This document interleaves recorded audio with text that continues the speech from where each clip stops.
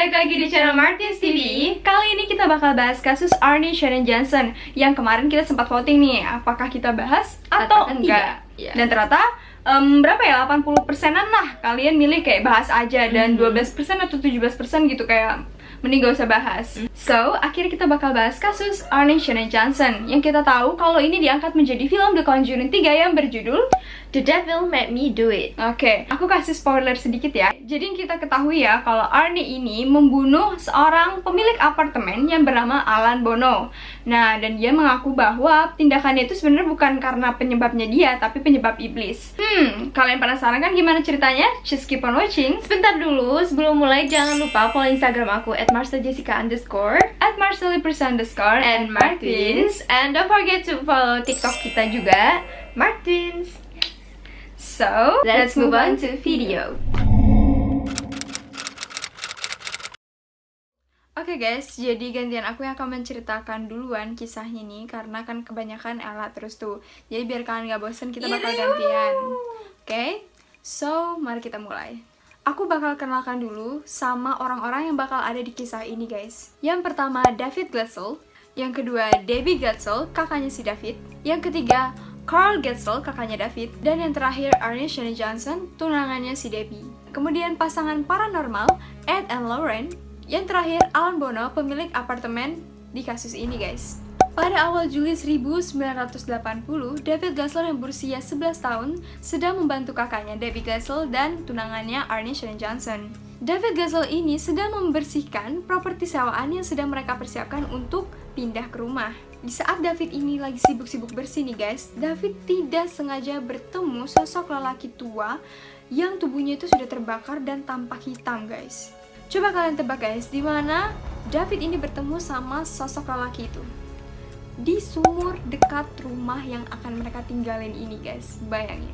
Lelaki tua itu mengatakan ke David kalau sampai si David itu pindah ke rumah ini, dia akan membahayakan keluarga si David ini guys. Saat itu David pun balik ke rumah orang tuanya. David mengaku bahwa lelaki tua itu terus muncul di hadapannya. David menggambarkan pria itu memiliki janggut yang putih, memakai celana jeans, dan memakai kemeja flanel.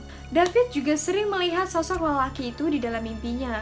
Dan saat dia terbangun, kadang dia mendapatkan goresan yang tidak jelas dan memar yang tidak tahu berasal dari mana. Kadang David itu akan terbangun sambil berteriak guys. Dan menggambarkan pria itu memiliki mata hitam cekung yang besar, memiliki fitur seperti binatang, termasuk tanduk, kuku, telinga runcing, dan gigi bergerigi. Tapi sayangnya guys, iblis The Conjuring 3 ini tidak mirip dengan apa yang digambarkan David ini. Oke guys, sekarang kita lanjut ke cerita selanjutnya.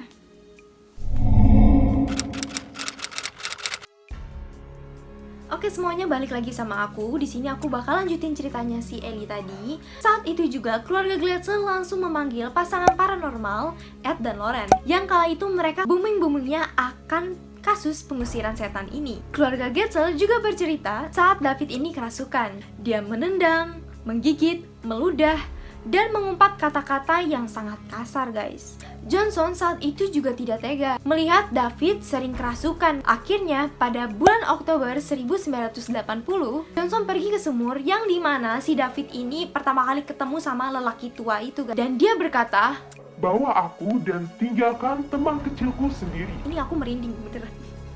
Dan hasilnya nihil. Aku tuh pas baca agak ini guys, agak kayak nih orang nih nantang banget gitu. Mungkin kebanyakan orang luar negeri tuh gak terlalu percaya sama hal-hal mistis, tapi kalau kita orang Indonesia percaya nggak percaya. Kalau dipercaya kita takutnya musyrik kan, tapi kalau nggak dipercaya ada. Jadi ya susah juga sih jelasinnya. Setelah beberapa bulan kemudian, Johnson yang bekerja sebagai penebang pohon berteman baik dengan Alan Bono, pemilik apartemen. Namun pada 16 Februari 1981, mereka bertengkar sengit. Dan pada pukul 18.30, Johnson tiba-tiba mengeluarkan pisau dari sakunya dan mengarahkan ke Bono. Bono ditikam berkali-kali di bagian dada dan perut. Kemudian dibiarkan sampai kehabisan darah guys.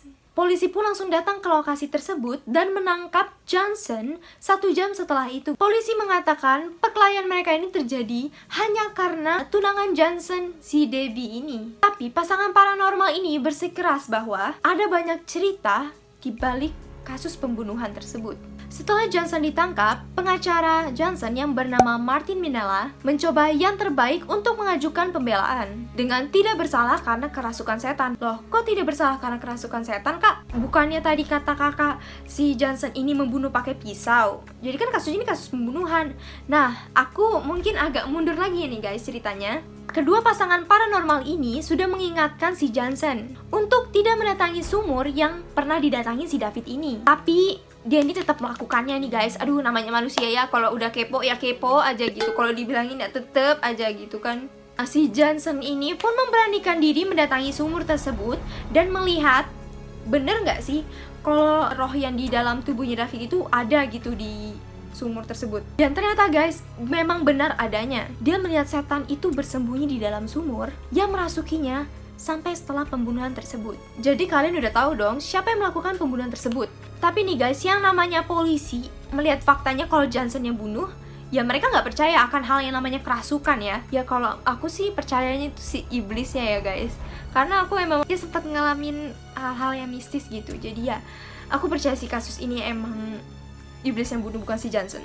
Oke guys, karena kalian udah mundur banget, nih aku tarik kalian lagi dan kita bakal bahas ke pengacara Johnson tadi. Selama persidangan, Minella dan Warrens secara rutin diejek oleh rekan-rekan mereka yang melihat mereka sebagai pencari keuntungan dalam kasus ini. Hakim menolak permohonan Minella. Hakim mengatakan bahwa pembelaan seperti itu tidak dapat dibuktikan guys. Bahwa setiap kesaksian terhadap masalah tersebut tidak ilmiah dan sulit untuk dipercayai. Johnson dihukum karena pembunuhan tingkat pertama pada 24 November 1981 dan dijatuhi hukuman 10 hingga 20 tahun penjara. Meski itu berubah menjadi 5 tahun saja. Lah, kok bisa jadi 5 tahun kak? Karena perilaku si Johnson ini sangat baik alias tidak pernah ada masalah gitu selama di penjara.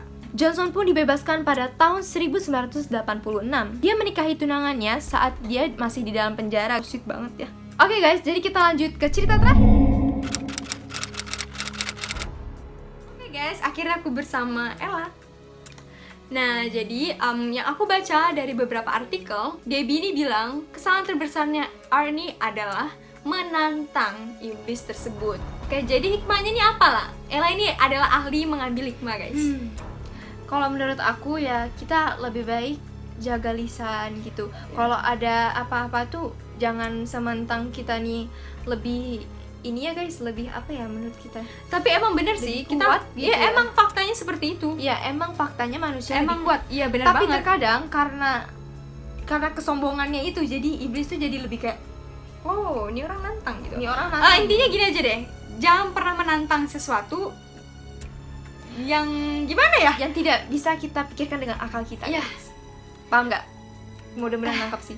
Gimana ya? Kalian tahu cara menempatkan diri lah. Kalian tahu gimana cara ngomong baik. Kalian tahu gimana cara ngomong sopan di tempat yang memang benar-benar itu tuh Sakral. Ya sakral, keramat kayak gitu loh. Kita harus tahu cara menempatkan diri gitu. Kayak orang tua yang udah bilang itu jangan, lebih baik jangan gitu. dilakuin, jangan kepo. Kenapa nih? Aku mau coba-coba bla bla bla. Ya udah, selamat. Takutnya Anda. jadi kayak kasusnya Conjuring 3 ini. Aha.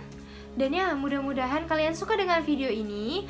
And don't forget to like, comment, and subscribe. So, Stay lovely. and powerful guys. Bye bye.